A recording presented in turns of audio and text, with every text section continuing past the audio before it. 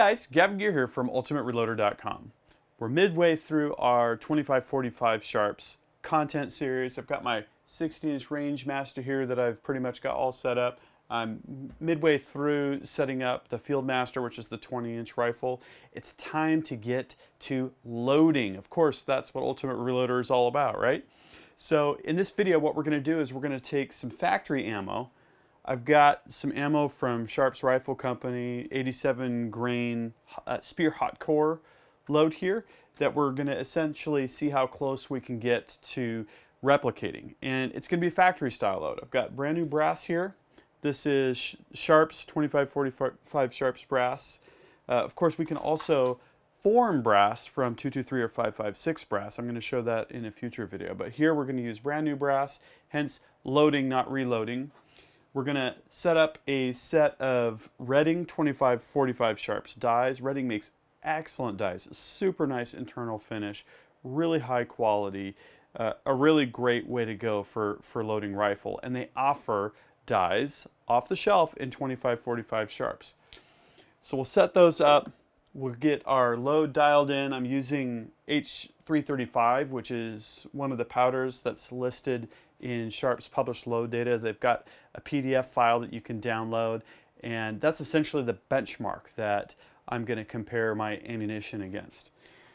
So I've also got some Federal small rifle primers I'm using here, and of course the Spear 87 grain hot core bullets. This is going to be great for hunting, going to be great for shooting, going to be great for shooting groups, for plinking, all sorts of stuff.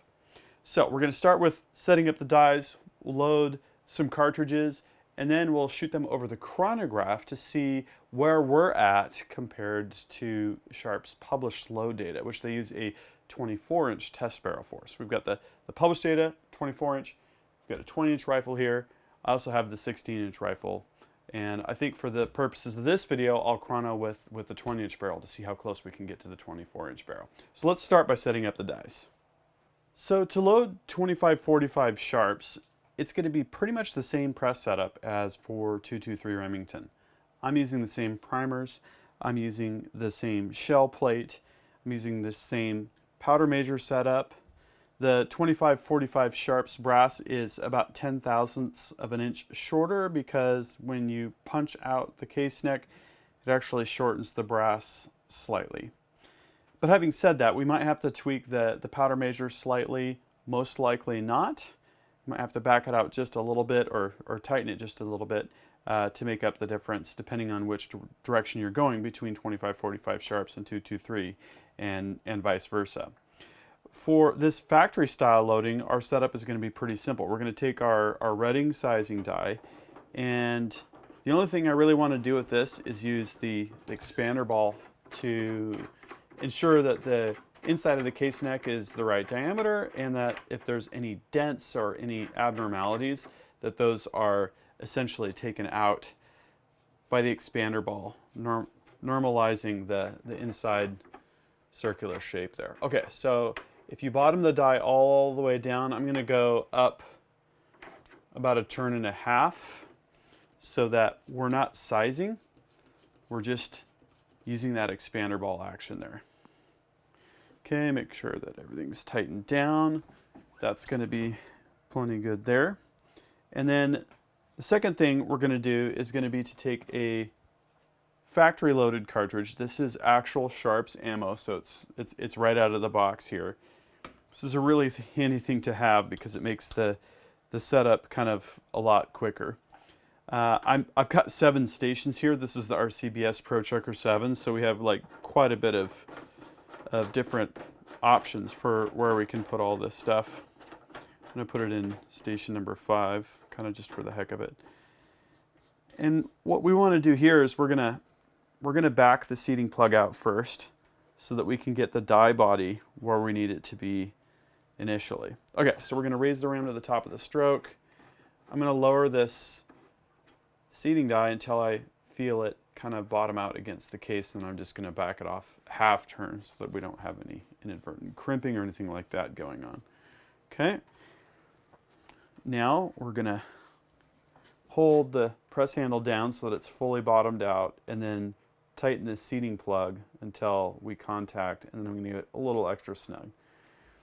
Now when the first cartridge comes out, we might have to crank that down just a little bit to take up the slack, as it were, but we can use our overall length measurement to compare the factory loaded round, which will be happy.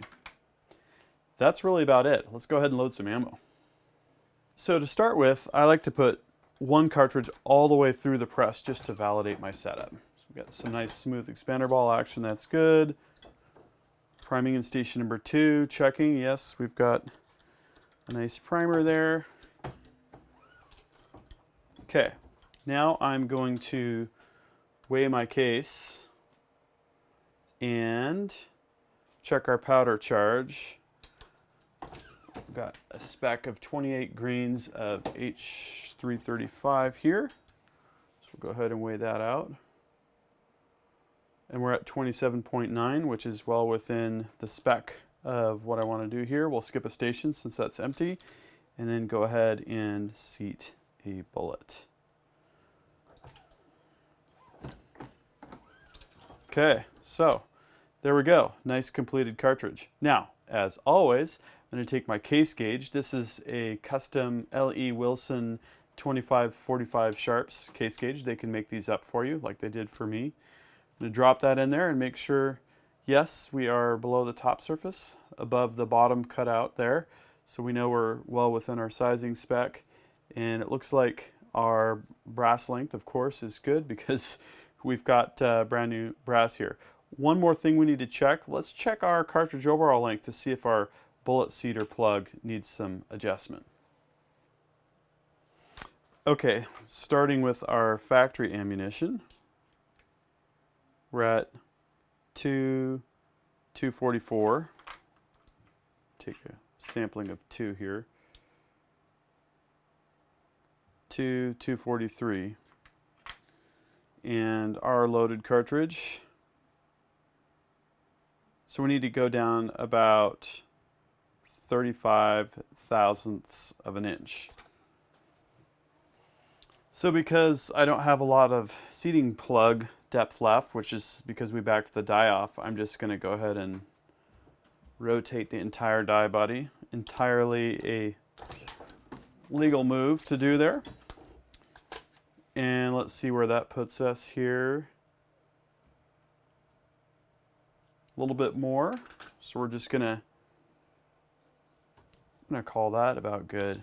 Let's see how close I can get here. Okay. Okay, so we're only 1/1000th of an inch off, 245. I'm going to call that plenty good, especially since we've got a lead tip here. So let's go ahead and actually progressively load now. So I've run some cases through the press. Each time we're going to insert a piece of brass in station number 1, and here in number 5 I've got the seating die. So I'm going to go ahead and place the bullet at that station. Another case in station number 1, number bullet in number 5. This goes really fast, especially if you're used to loading on a single stage. Priming system was working great.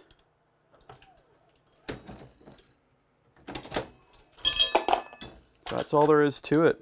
We're going to have a lot of rounds in no time here.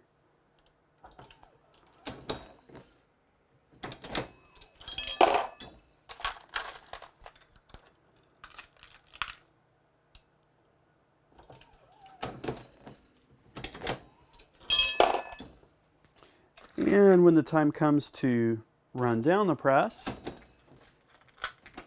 we'll just continue feeding bullets for as long as we need to.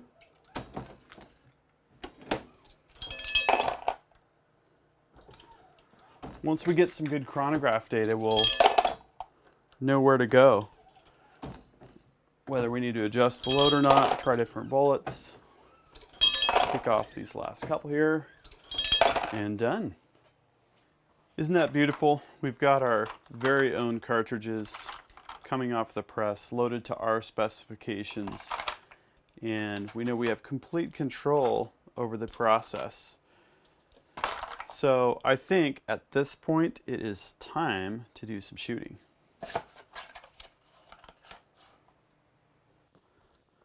Well, now that I've got my initial loads, let's see what kind of ballistics data we can get from this. Now, Sharps uses a 24-inch test barrel.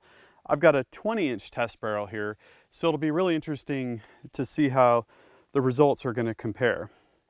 So I'm just going to do an initial string of 5 here, and we'll see what we come up with.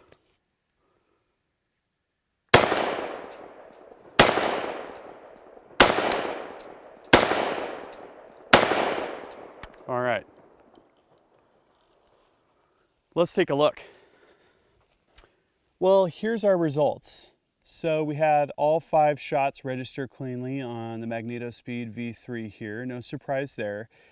So we had 2856 max, 2830 min, average of 2839. Okay, so the Sharps load data indicates 2,900 feet per second for a 24-inch barrel. With our 20-inch barrel, we're averaging 2839. It means that we're getting most of our velocity out of this barrel. So I like the idea of the 20-inch barrel. Look at this, standard deviation 10.5 for a gas gun. I'm super happy with that.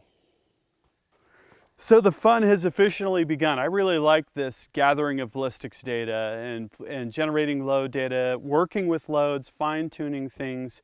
We're already getting a really good result here with the very first load that I've tried with Hodgdon H335 and the Spear 87 grain hot core bullets. I'm looking forward to trying benchmark. It's right next to H335 on the burn rate chart. So I'm going to start 10% under and work my way up. Got a lot of different bullets we're going to try. We're going to try them in the 16-inch rifle, the Rangemaster, and compare that to the Fieldmaster. So we got a lot of fun coming up. I'm also going to be forming 2545 Sharps out of 223 and 556 brass. So make sure you stick around and check that out. If you want to catch all the action, please subscribe to my channel. If you like this video, please give it a thumbs up. We got a lot more 2545 Sharps content coming up. We'll catch you all later. Until then, happy shooting and happy reloading.